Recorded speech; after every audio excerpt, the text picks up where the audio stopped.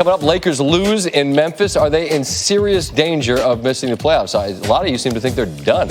Seems a bit premature. Harden's 30-point streak is over against the Hawks at home. We'll show you what didn't work for him tonight, as well as some of the best moments within the streak. And it's Monday, so you got bad beats. The nation's lone one-loss team, 0-2 in bad beats the last 2 weeks. But first, the best thing I saw today. FIBA World Cup qualifying. USA, Argentina. Both teams have qualified to move on, but still, you got a bit of bragging rights. Our guy Jeff Van Gundy coaching the squad. USA's down 1. We're in Greensboro. Travis Trice, Reggie Hearn. That did not look like it had the arc to go through the top of the basket, but it did. Hearn mobbed by his teammates. Argentina in a bit of disbelief. Former Northwestern standout buckets. Good. USA, USA, USA. They take first place, Group E. Not a lot of arc.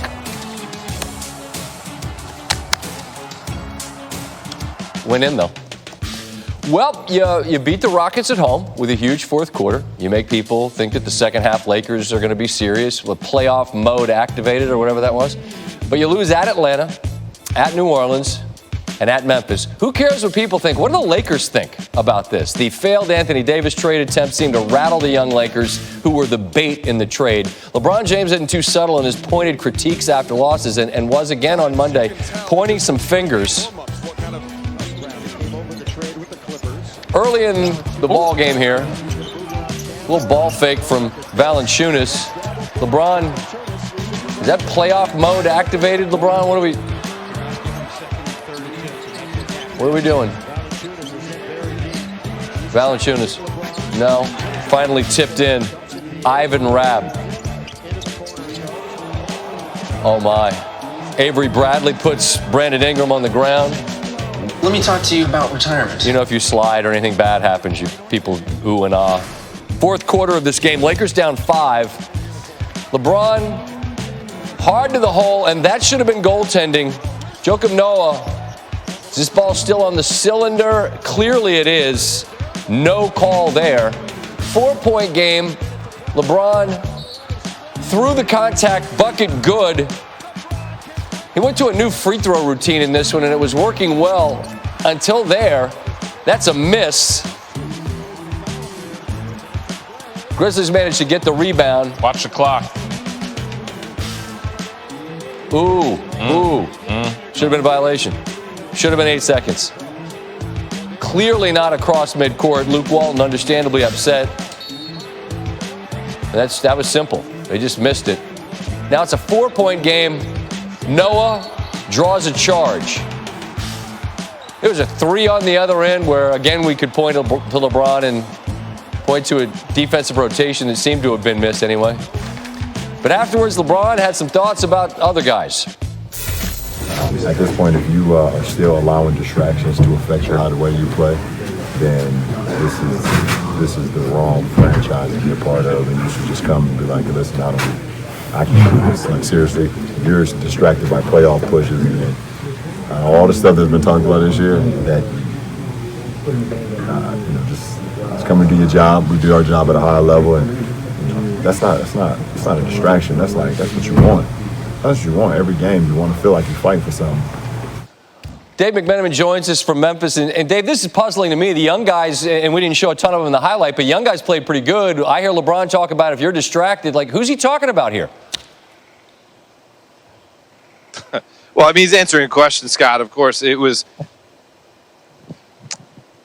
is the problem here that because they have this playoff push they've been talking about game in, game out, is that taking away from their game-to-game execution? And LeBron dismissed it. He said, listen, if that's the way you're going to approach this thing, then you need to play somewhere else. I mean, and obviously you could say that he's orchestrated some of those distractions about the way he answered my question about whether he would like to see the Lakers acquire Anthony Davis or not. And you could say that Magic Johnson's caused that distraction by taking Luke Walton into his office for a peel the paint off the walls meeting just 7 games into the season, and on and on and on. But the point is, basically, he's saying, put up or shut up. And this is the time to do it, because if they don't, obviously this season's going to end faster than anybody thought it would.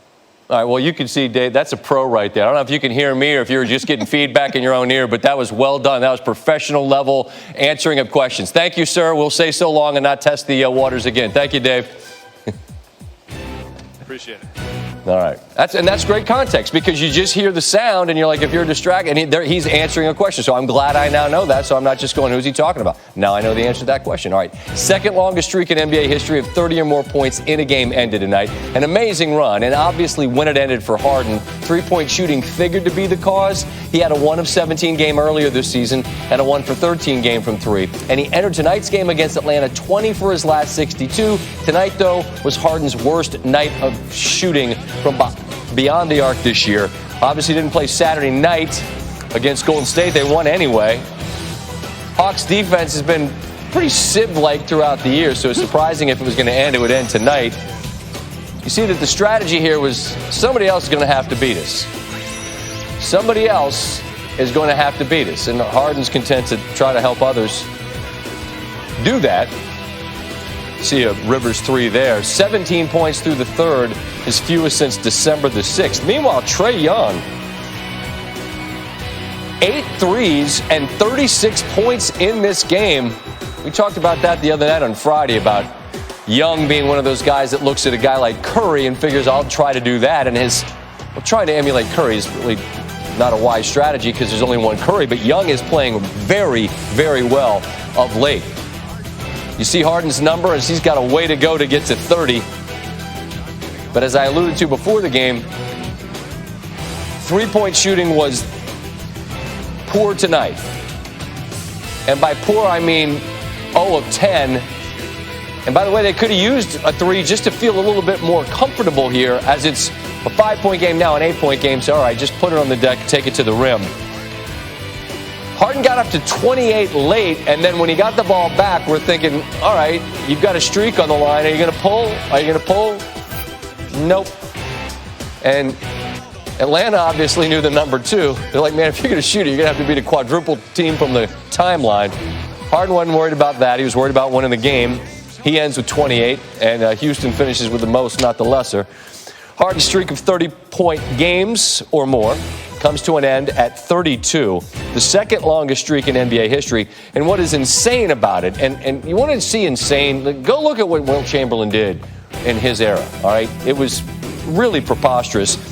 And just for context, this streak, which we've documented ad nauseum, isn't even halfway to what Wilt did in terms of 65 straight. Harden afterwards on winning, but not extending the streak. It was great, but I was just doing it because that's what he had to do in order to keep our heads above water. Now we get our full roster back. You look at the roster, the stat line, we had multiple guys in double figures, which is great to see. So hopefully we can keep that up. And we got 22 more games left to kind of catch rhythm and, find a rhythm for where we're trying to go. So the visual evidence, if you're a visual rather than auditory learner, 7 of 11 in the paint, awfully good. 14 of 16 from the line, and he does a lot of damage there as well. But as I mentioned, in a year where he's had some clunkers, 1 for 17 from three, that was against Orlando, 1 of 13 early in the year, but 0 of 10, make any one of those, any one, and, well, you can do the math, that would have got you to 31. To college basketball, when Duke lost Zion Williamson last week against Carolina early in that game, but obviously impacted that game. But they were still at home, and Duke still does have 3 projected first-round picks on the team, maybe 2 in the top 5. You want to see a team crushed by adversity and injury? Check in on Kansas. Silvio De Souza was ruled ineligible because his handler allegedly took money. Udoka Azubuike played 9 games before being lost for the season to injury. LeGerald Vick took an indefinite leave of absence early in February. He remains gone from the team. Marcus Garrett returned just this weekend after he missed 6 games. Their 14-year stranglehold on the Big 12 is in grave danger, and if it ends, well, they got a good explanation as to why, given all that I just documented. They're ranked 15th still, lowest they've been ranked since January of 2014. Meanwhile, Kansas State trying to sweep the season series for the first time since the early 80s. Mitch Lightfoot. Go ahead, Mitch. Do your thing, kid. Hey, man, next man up. That applies in any sport. All 3 of these. Lightfoot with 8 in the first half. His previous game high this season was 7. KU leads by 6. Devon Dotson to the rim. The freshman finished with 16, 7-point lead for KU. Second half, Barry Brown Jr. with the drive. This is a series of really bad plays for poor McCall Maween, who's just rejected and rejected and rejected. Kansas is in control. Lightfoot, give me that. Folks in Fog Allen feeling it. Little minor finger wag, I guess. Dedrick Lawson going to have to do a lot and has been called on to do a lot. 13-point lead. It's Lightfoot. Layup. Out to Grimes. Quentin Grimes hits the 3. 16-point lead. It's back to 13 late. And Lawson, his 17th double-double of the season. 18 points, 14 rebounds. KU remains unbeaten at home this season. They played some close games this year, but they do hang on, and those Big 12 title hopes are still alive. After the loss and the Iowa State win, they knocked off Oklahoma easily tonight. Half the conference still mathematically alive for at least a share of the title, and that tenuous lead for the boys from the Little Apple in Manhattan down to a half game over Texas Tech, who over the weekend just annihilated KU. So give me Texas Tech, Steve.